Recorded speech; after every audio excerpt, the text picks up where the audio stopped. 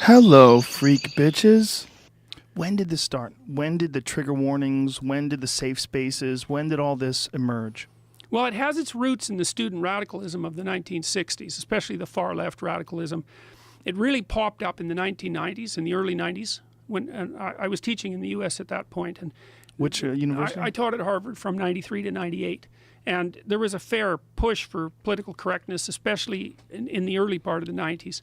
But it got pushed back down and disappeared and went underground. It went underground is more accurate. And then it's just come back with a vengeance in the last 5 years. And I think it's partly because we have all these radical left political activist departments at the universities, women's studies being at the top of the list, that have done nothing for the last 30 years.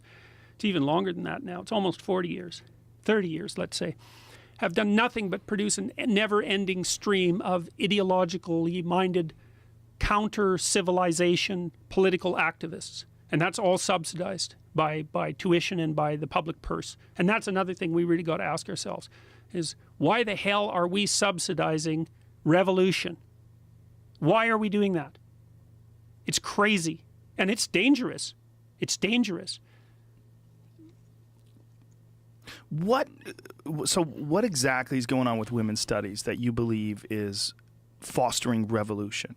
Well, you go on their websites and read what they say. I mean, first of all, for the women's studies types, and this is what would you call it?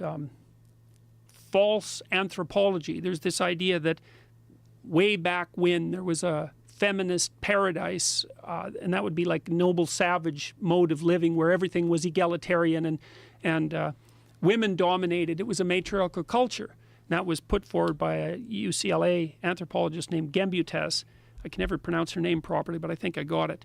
And then that was overthrown by patriarchal institutions, essentially starting at about the time, say, of Judaism. And that was all overthrown, and ever since then we've lived in an oppressive patriarchy. And now that's what our culture is. It's an oppressive patriarchy. So they're pointing to one unsuccessful society that they believe existed, or did it actually exist? No, it didn't exist. There's no evidence for it whatsoever. It's complicated, but it's the telling of a kind of psychological myth as if it was history. Whoa. And anyway, so the basic claim is that Western civilization is a brutish patriarchy, and that whatever positive things it might have managed to accomplish were all accomplished as a consequence of oppression and theft, and that the appropriate thing to do is to restructure it from the bottom up. And they mean that. They mean that. They mean every single bloody concept. And you can marry that with modern postmodernism and throw in a nice dash of Marxism, and you have the ideological and motivated grounds for social revolution. And I'm just go online and look at a dozen women's studies websites. Just read them. You can see what they say. They produce political activists, and their goal is to restructure the patriarchy. Well, what's the patriarchy? Well, the patriarchy is Western civilization. And what does restructure mean? That's easy. It means tear it down and destroy it. Why? Because it's a brutish system that's predicated on nothing but oppression. It's nothing but a tyranny in the eyes of the radical women's studies types. Heterosexuality, that's a tyranny. Capitalism, that's a tyranny. Democracy, well, that doesn't even exist, and even if it did, it would be a tyranny. Everything's a tyranny.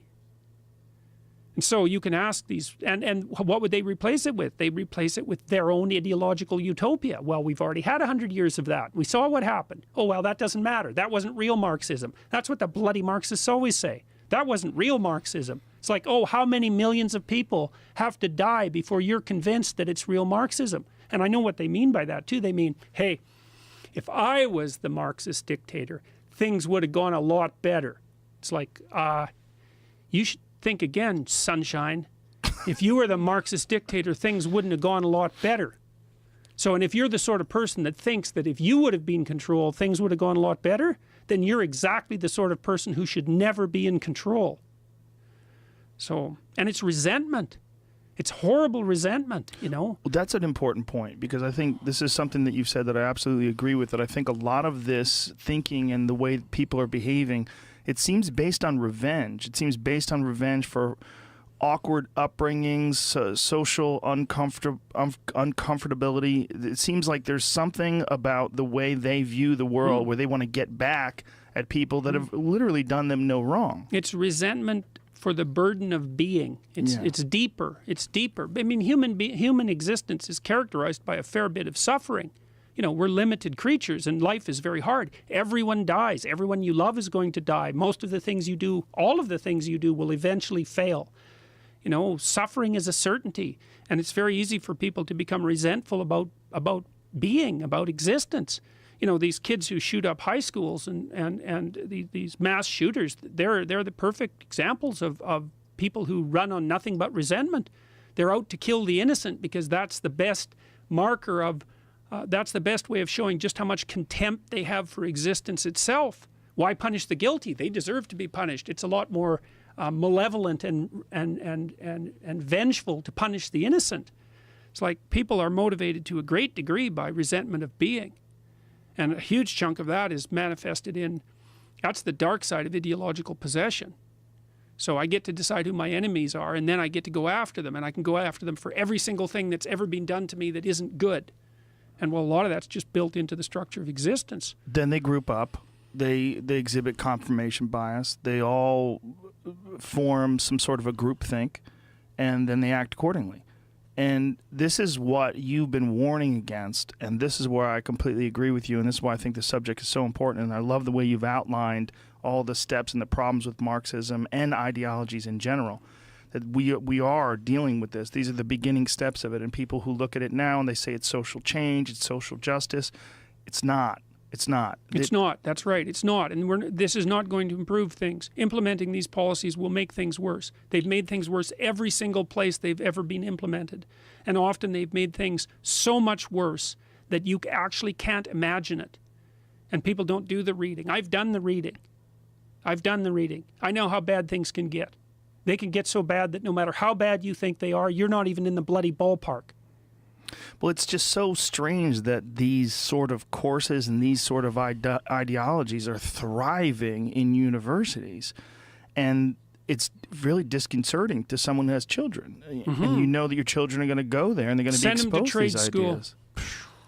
You know, I think that wow, I think a that guy the who used to teach at universities- Harvard just says send him to trade school. I think the universities, I think the universities, I think you can make a reasonable case that the universities do more harm than good now.